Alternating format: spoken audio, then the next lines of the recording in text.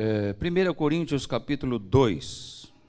Eu, irmãos, quando fui ter convosco, anunciando-vos o testemunho de Deus, não o fiz com ostentação de linguagem ou de sabedoria, porque decidi nada saber entre vós, senão a Jesus Cristo e este crucificado. E foi em fraqueza, temor e grande tremor que eu estive entre vós. A minha palavra e a minha pregação não consistiram em linguagem persuasiva de sabedoria, mas em demonstração do Espírito e de poder, para que a vossa fé não se apoiasse em sabedoria humana, e sim no poder de Deus. Amém. Que a tua graça esteja sobre nós, bom Deus, e que teu Espírito Santo esteja sobre nós. No nome de Jesus. Amém. Podemos assentar.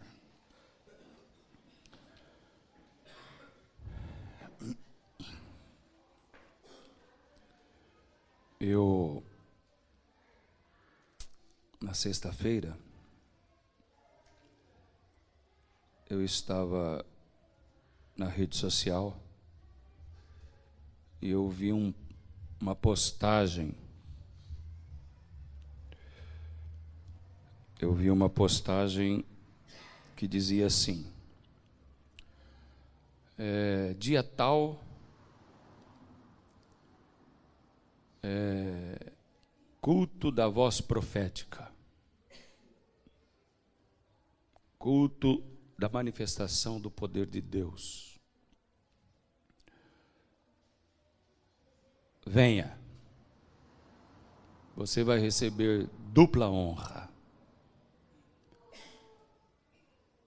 E estava lá a foto de todas as pessoas que irão ministrar nesse domingo, nesses dias, neste lugar.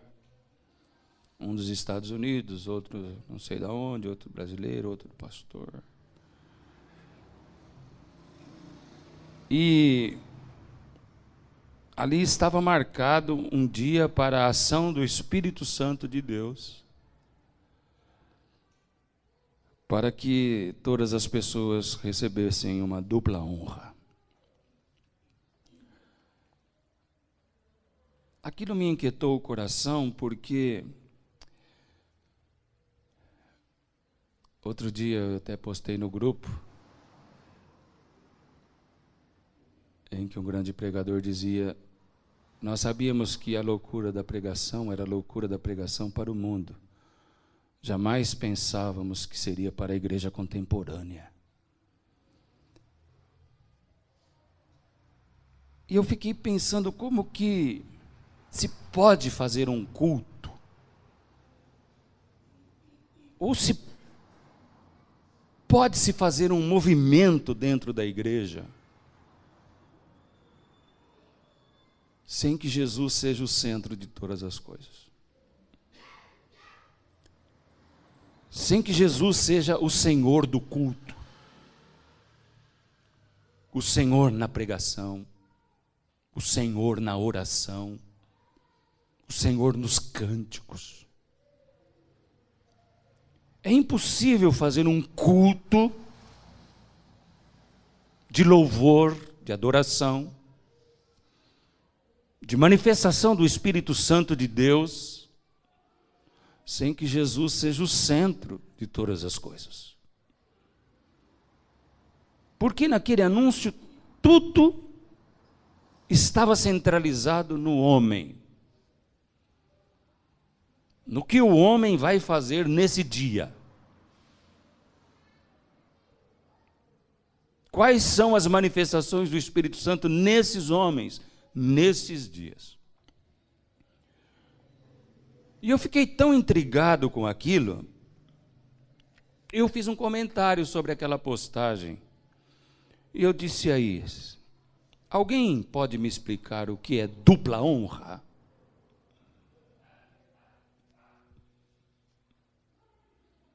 Aí veio uma resposta da página, falou: se você quiser saber alguma coisa sobre dupla honra ou qualquer coisa referente a esse movimento, acesse a página e converse diretamente com as pessoas. Não vou fazer isso. Mas alguém lá da igreja, talvez deles, pôs assim para mim: Isaías 61:7. Aí eu fui lá, Isaías 61:7. E lá está escrito: e recebereis dupla honra. Eu falei: meu Jesus, como é que alguém pode pegar um texto isolado da Bíblia e fazer um alvoroço desse? E eu fiquei pensando em mim como pastor. Aí eu fiz uma reflexão do meu trabalho como pastor. Minhas pregações, minhas visitações, minha entrega, entre aspas, minha dedicação. Eu fiquei vendo tudo que estava em mim. E por mais que eu pudesse encontrar algumas coisas boas em mim, eu cheguei numa conclusão terrível para mim. Dentre todos os mortais, o único no mundo que não merece dupla honra, nem aqui e nem nunca, sou eu. Isaías está falando de um povo, do Israel de Deus, humilhado, escarnecido, desamparado, escravo. E Deus está prometendo libertação. Hoje a igreja não é uma igreja desamparada, escrava, humilhada. A igreja é o corpo de Cristo. E a igreja é vitoriosa por esse mesmo Cristo.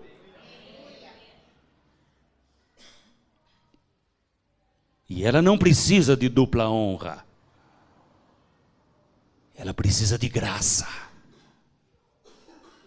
De graça sobre graça.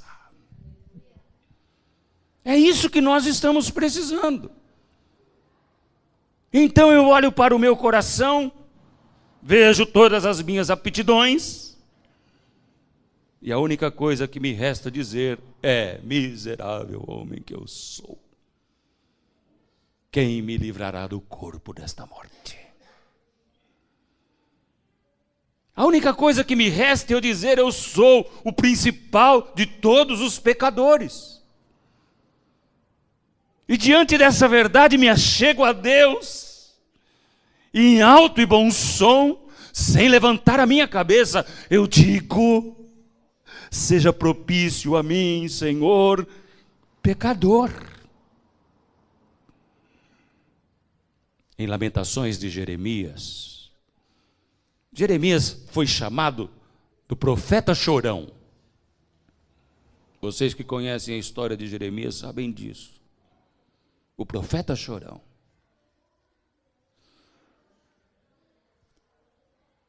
E Jeremias diz: esquadrinhemos nossos caminhos e voltemos ao Senhor. Ele é rico em perdoar. E ele diz: talvez, se nós colocássemos a boca no pó, então haveria esperança para nós.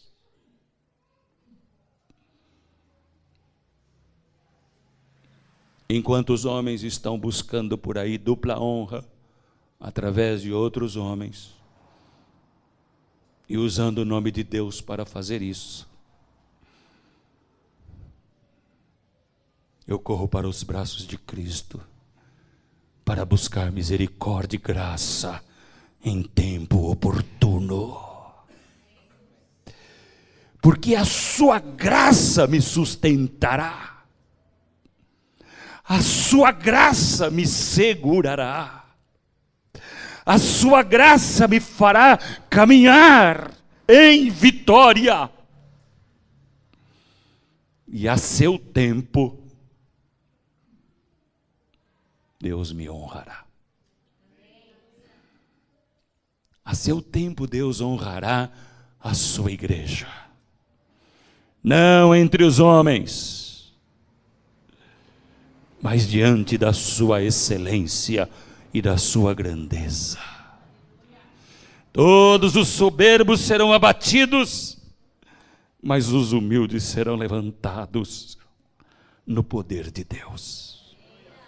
Aonde achar esta graça? Como viver esta graça? Como tomar Cristo como meu Senhor e Salvador? O apóstolo Paulo, ele olha para a igreja de Corinto e ele vê tantas e tantos problemas na igreja de Corinto. É como se ele dissesse: o que eu vou fazer?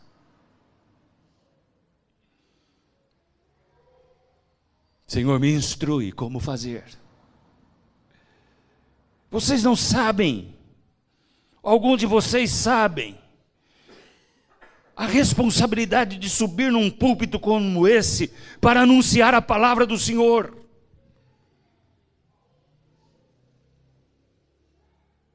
Vocês sabem que nós precisamos estar atentos às minúcias do Evangelho, para não induzir as pessoas ao erro. O que fazer com essa igreja de Corinto?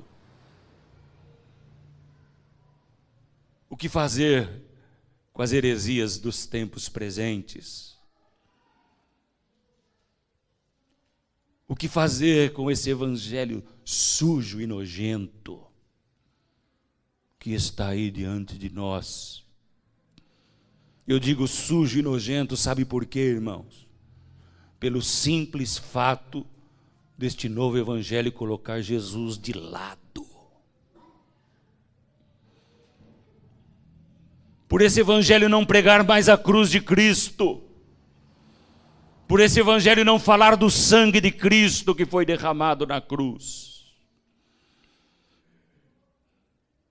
Se descer um anjo do céu e pregar um outro evangelho, que não seja o que temos pregado a ti, diz Paulo, seja anátema. Mas as pessoas estão correndo para este evangelho, porque ele é propício correr para ele. O evangelho de Cristo, sem Cristo, não traz responsabilidades. O evangelho de Cristo não traz condenação. O evangelho de Cristo, sem Cristo, ninguém irá correr riscos. Mas quando eu me encontro com o evangelho de Cristo e eu olho para a cruz, ali está a minha responsabilidade. Ali está a minha responsabilidade. Às vezes eu fico pensando, irmãos, sabe esses pensamentos doidos e loucos que às vezes a gente tem? Eu fico pensando, condenação eterna. Puxa vida, poderia ter um tempo, não é? Um tempo. Vamos supor, o crente que se desvia do evangelho verdadeiro e vai para o evangelho falso. O mundo que nunca se arrepende. O mundo que não quer Jesus. Isso é coisa de louco, viu, irmãos? Não leve em conta o que eu estou falando, não. Eu estou falando o que às vezes passa na minha cabeça. Aí você fica, vamos supor, 10 milhões de anos. É tempo, não é? É ou não é, Adilson? Depois de 10 milhões de anos, Deus reunia, tirava todo mundo e falava assim: eu vou dar mais uma chance para vocês. Só que Cristo não vai poder morrer de novo, lógico. Ou 50 milhões de anos, que seja 100 milhões de anos, ou que fosse 1 bilhão de anos, o tempo da condenação. Teria fim. Não é verdade? Por mais que o homem sofresse, por mais que ele padecesse, teria um fim. E assim, de 10 em 10 milhões de anos, nesse 1 bilhão, Deus abrisse o inferno e deixasse um ventinho entrar. Aí você ia ficar esperando 10 milhões. Ai, vento bom. Passava 2 segundos, acabou o vento.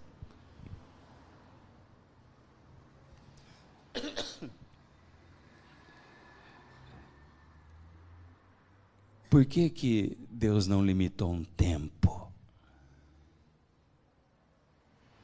Por que é para sempre? Sabe por que é para sempre, irmãos?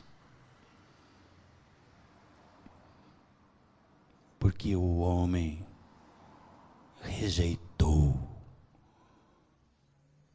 o que mais de precioso o Pai tinha. E o crucificou e o matou sem misericórdia nenhuma.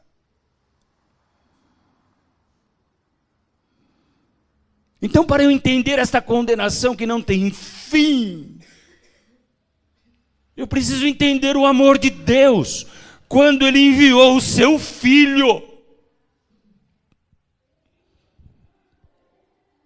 Eu preciso entender cada batida de pregos do martelo na mão de Jesus. Eu preciso entender cada batida de martelo nos pés de Cristo.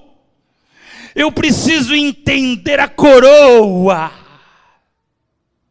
que machucou Cristo. Eu preciso entender as humilhações do Deus homem na cruz do Calvário. Eu preciso entender por que aquele homem tomou a minha cruz e caminhou com fortes passos ao Gólgota. Eu preciso entender aquela surra na sala do pretório, aquela tortura pela qual ele passou. Eu preciso entender ele caindo na estrada do Gólgota. Eu preciso entender todas as humilhações de Cristo. Eu preciso entender quando ele pede água e lhe dão vinagre.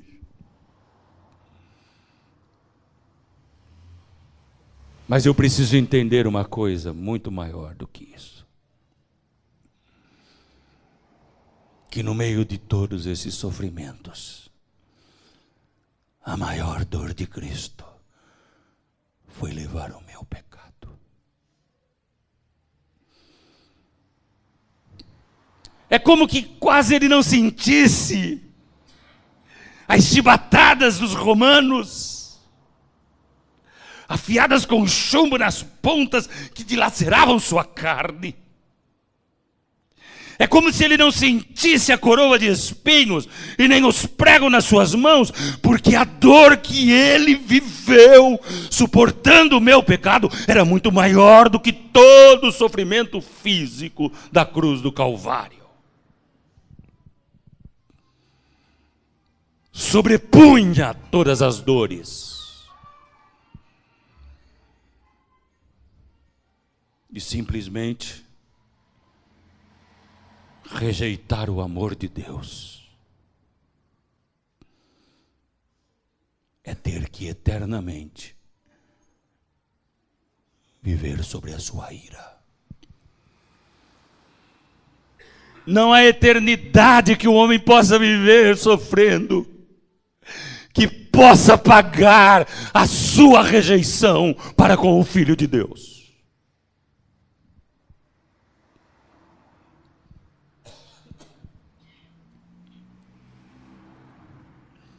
O que fazer com esta igreja?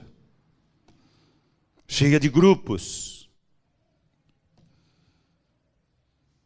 O que fazer com esta igreja que diz: eu sou de Paulo, eu sou de Cefas, eu sou de Apolo, eu sou de Cristo? O que fazer com essa igreja tão dividida? O que fazer com esta igreja que não me reconhece e vive em intensas disputas?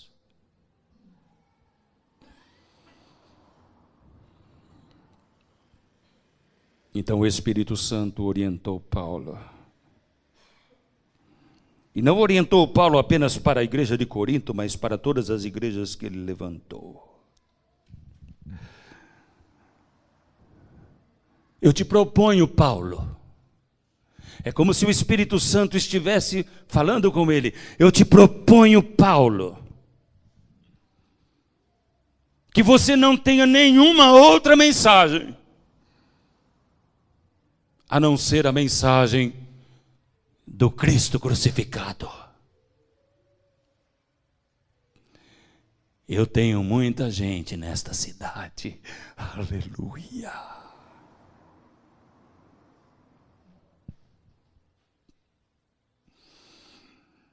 Então Paulo se dirige a eles e diz: quando eu estive convosco, eu não fui em ostentação de palavras, em sublimidade de palavras, porque ele bem podia fazer isso, porque Paulo era letrado. Paulo tinha uma sabedoria extraordinária. Paulo sabia conversar com as suas próprias palavras. Mas quando ele olha para Corinto, ele percebe que ele mesmo não pode fazer nada. Homens não podem fazer nada pelas suas igrejas. Pastor nenhum pode fazer nada pelas suas igrejas. Profetas nenhum podem fazer nada pelas suas igrejas. Mas quando eu reconheço isso, eu sei da onde pode vir poder para salvar. Jesus Cristo, o Senhor, só Ele tem esse poder. E mais ninguém. Todo arauto de Deus, todo missionário de Deus, todo pastor de Deus, subirá no lugar mais louvável que um ser humano pode pisar e testemunhará o Cristo crucificado.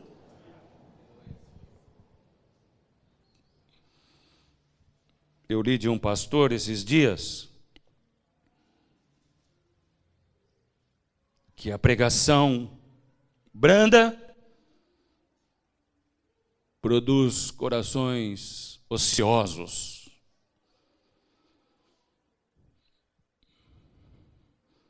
Mas a pregação dura produz corações mansos. O que é uma pregação dura? É falar para que o homem se arrependa dos seus pecados. Aonde está a dureza disso?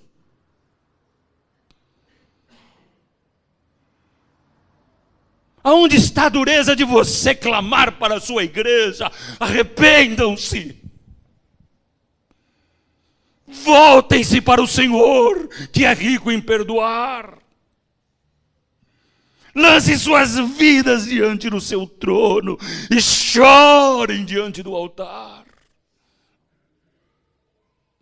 Isso não é pregação dura, é pregação de amor. É pregação de quem ama a ovelha.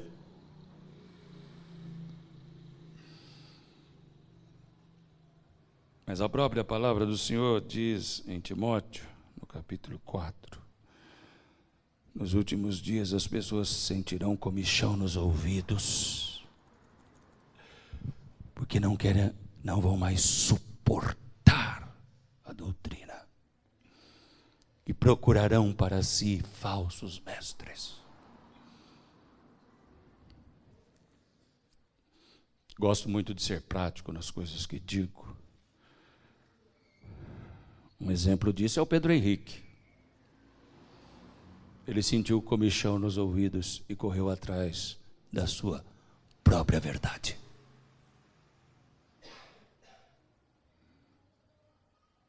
O nosso querido Lucas sentiu comichão nos ouvidos e correu atrás das suas próprias verdades. E os dois, em alto e bom som, estão se declarando ateus.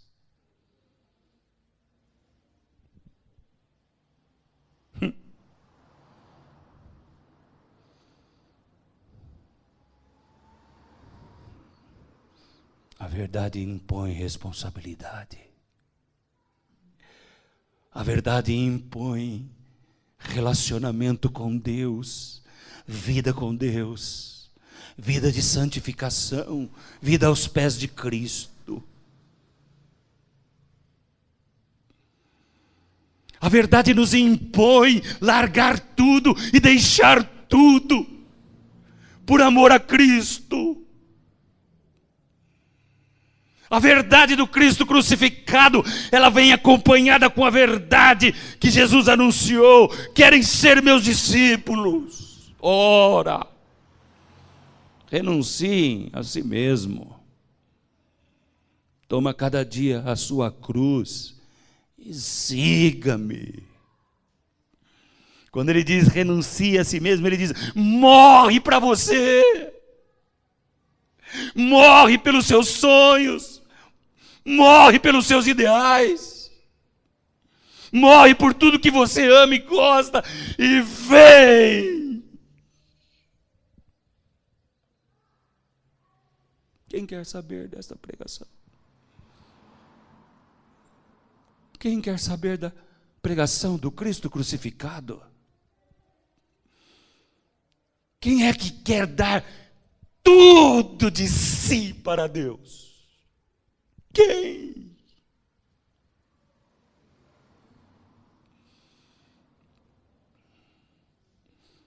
Esta semana,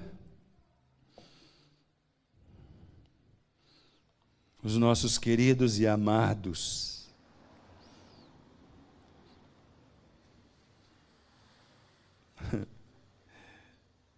Senhor, segura a minha língua.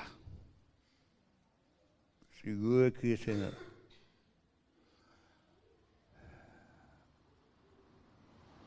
Juízes do Supremo Tribunal Federal. Enquanto todo mundo está lá na televisão. Eu também fiz isso mesmo.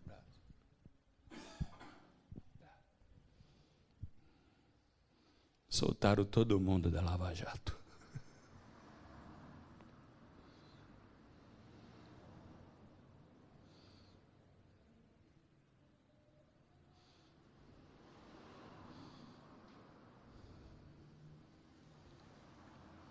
A única resposta para esse Brasil, irmãos, é Jesus Cristo crucificado.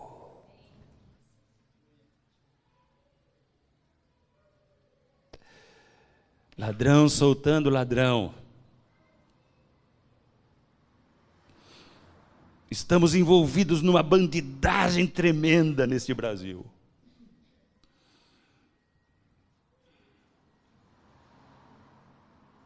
Estamos envolvidos por densas e negras nuvens das trevas exteriores.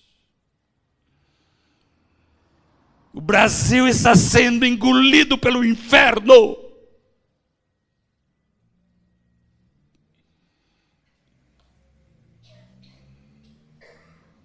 E eu ainda tenho que suportar uma igreja que não fala mais de Cristo, que não prega a Cristo, que não ama mais a Cristo.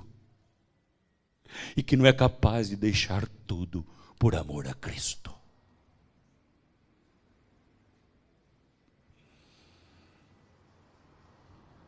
Eu decidi nada saber entre vós, senão a Jesus Cristo e este crucificado. Mas quando Paulo se propôs a fazer isso, parece que é uma coisa simples. Parece que é uma coisa assim, tranquila. Eu vou ali, vou separar um textozinho aqui. Esse aqui tá bom para hoje. Vou lá e vou subir e vou pregar e Deus vai colocar as palavras na minha boca. Quando Paulo se propôs a pregar o Cristo crucificado, todo o inferno subiu contra ele. O diabo manipulando todos os demônios. Tudo que você pode pensar de inferno e de trevas subiu contra ele. E ele sentiu na carne esta opressão. Ele percebeu que não ia ser algo tão simples assim. Que antes dele abrir a boca, ele teria que buscar em Deus o poder necessário para fazê-lo.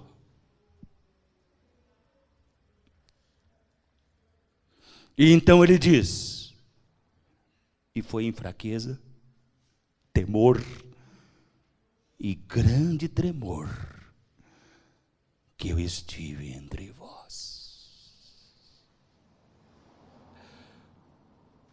Aquele que prega a palavra, irmãos, geralmente o faz em sofrimento absurdo. É um sofrimento angustiante. Porque enquanto vocês estão recebendo a palavra do Senhor aqui nesta manhã, o inferno sobe contra mim. Potestades e principados sobem contra mim. E se eu estou falando e pregando, é porque existe um Deus de poder que sustenta a minha vida.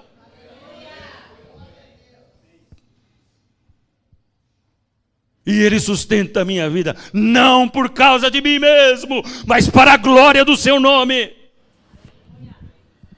E para que vocês sejam abençoados.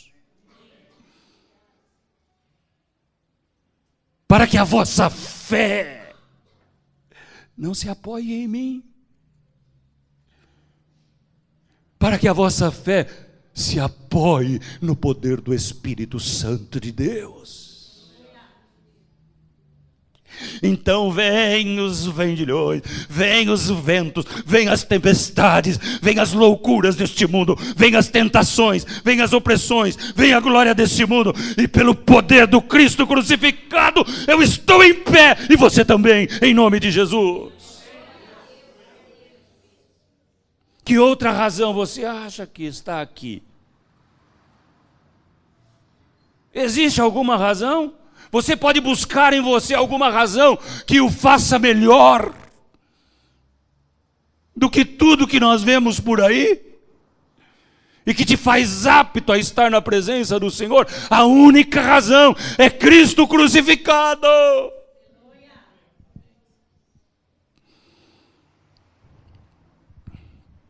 Abre aí em Atos 18, se você está com a sua Bíblia. Atos 18, no capítulo 5, diz assim: quando Silas e Timóteo desceram da Macedônia, Paulo se entregou totalmente à palavra. Você está vendo lá em cima, não sei se tem um subtítulo aí no capítulo 18 seu. Paulo em... E nós estamos falando de Corinto, não é? Não é verdade? Paulo entregou-se totalmente à palavra, testemunhando aos judeus que Cristo é o quê? Jesus. Olha o versículo 6. Opondo-se eles e blasfemando, sacudiu Paulo as vestes e disse-lhes: sobre a vossa cabeça o vosso sangue. Eu dele estou limpo, e desde agora vou para os gentios. Saindo dali, entrou na casa de um homem chamado Tício Justo, que era temente a Deus. A casa era contígua à sinagoga. Mas Crispo, o principal da sinagoga, creu no Senhor com toda a sua casa, e também muitos dos coríntios, ouvindo, criam e eram batizados. Aleluia! Teve Paulo durante a noite uma visão em que o Senhor lhe disse, olha que coisa linda, irmãos: não temas, pelo contrário, fala e não te cales, porquanto eu estou contigo, aleluia, e ninguém ousará fazer-te mal, aleluia, pois tenho muito povo nesta cidade, glória a Deus. E ali permaneceu 1 ano e 6 meses, ensinando entre eles a palavra de Deus.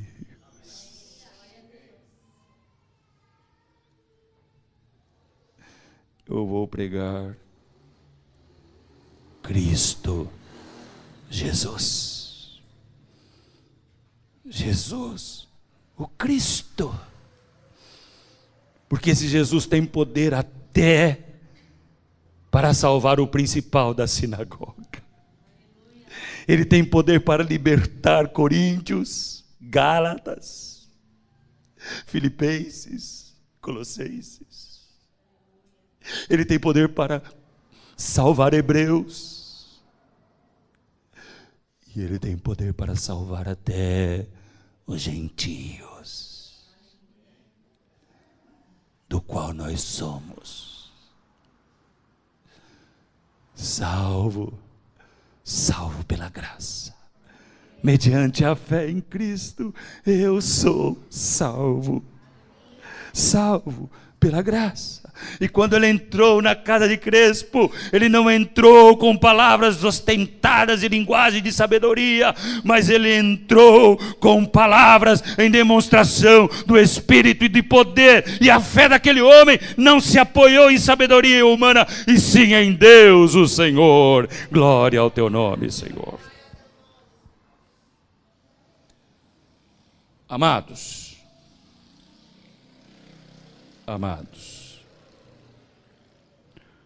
amados do Senhor,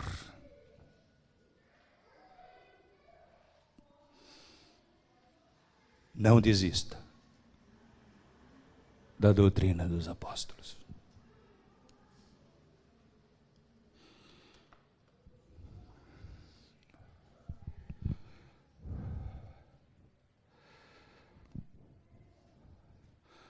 Aquele que está em Cristo, no Cristo crucificado, nova criatura é. As coisas velhas já passaram, eis que tudo se fez novo.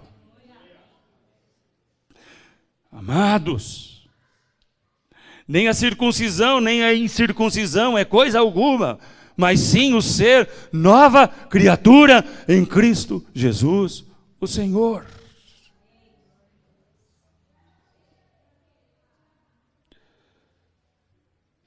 Se você fizer o que o Pedro Henrique fez, o que o Lucas fez, e o que muitos crentes estão fazendo, deixando Jesus Cristo, o crucificado, só lhe restará o fogo do inferno.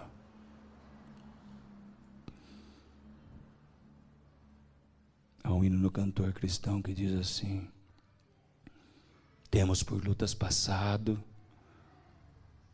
umas temíveis, cruéis, mas o Senhor tem nos dado. Temos por lutas passado uma temível, cruel, mas o Senhor tem livrado dela seus servos fiéis. Força e poder nos tem dado, tudo nos tem sustentado, graça e favor para sim, Deus é por nós, quem nos vencerá? Dar-nos a poder real Deus nos guardará, defender-nos-á, livrará do mal. Vamos, irmãos, cantar, nosso Senhor louvar, exaltar. O Cristo crucificado é a segurança da glória de Deus. O Cristo crucificado é a segurança do céu. O Cristo crucificado é a minha própria vida. É a sua própria vida. Amém. Vamos dar as mãos, irmãos. Fecha aí o corredor.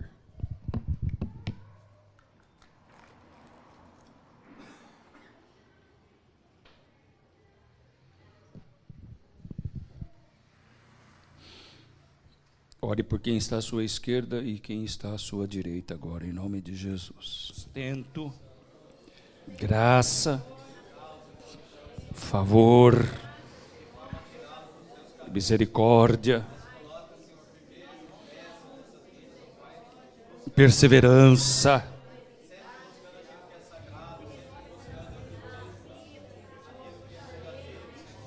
sim, Deus é por nós, quem nos vencerá? Dá-nos a poder real, Deus nos guardará, defender-nos-á, livrará do mal.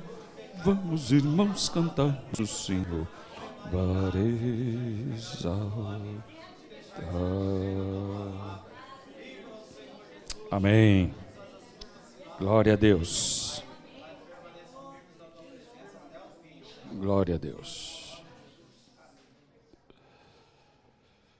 Senhor, estamos vivendo tempos difíceis, tempos de apostasia, aonde foi pregado aos crentes que Ele pode fazer tudo o que Ele quer, que Ele pode usufruir dos prazeres da carne e também usufruir do poder de Deus. Mas a Tua palavra diz, nós não podemos servir a Deus e a Mamon, porque ou haveremos de magoar um ou outro, e nós sabemos que Deus não divide a sua glória com ninguém. Então eu quero pedir, Senhor, que o Senhor nos ajude a estarmos centralizados na cruz de Cristo. Que o Senhor nos ajude a pensar na cruz de Cristo. Que o Senhor nos ajude, ó Deus, a nos agarrar em Cristo, o Teu Filho, e a nos colocarmos debaixo da sombra das Suas asas. Porque é ali que o Senhor ordena a bênção. E essa bênção é ordenada todos os dias. De manhã, à tarde, à noite, de madrugada. Basta te buscar e a bênção será ordenada. Aleluias, por isso, Deus, que possamos nos comover com a história de Cristo mais uma vez. Que possamos estremecer como Paulo estremecia, e temer quando Paulo temia, e sentirmos rigorosa fraqueza quando Paulo sentia, mas abraçados à Tua cruz, vivendo a Tua cruz, sendo limpos a cada dia pelo sangue bendito desta cruz. Seja assim nesta igreja, seja assim na Tua igreja, Senhor. Em nome de Jesus, dá-nos uma semana de vitórias. Acompanhe o Teu povo nas suas lutas, nas suas tribulações, nas suas dificuldades, nas suas enfermidades, nos seus problemas. Abre as comportas dos céus e ministra sobre o Teu povo a Tua graça, Deus. Em nome de Jesus. E a igreja diz amém. Graças a Deus. Que a graça do nosso Senhor e Salvador Jesus Cristo, que o amor de Deus o Pai e a comunhão do Espírito Santo estejam com todos vós, agora e para sempre. Amém. Vai na tua força, em nome de Jesus.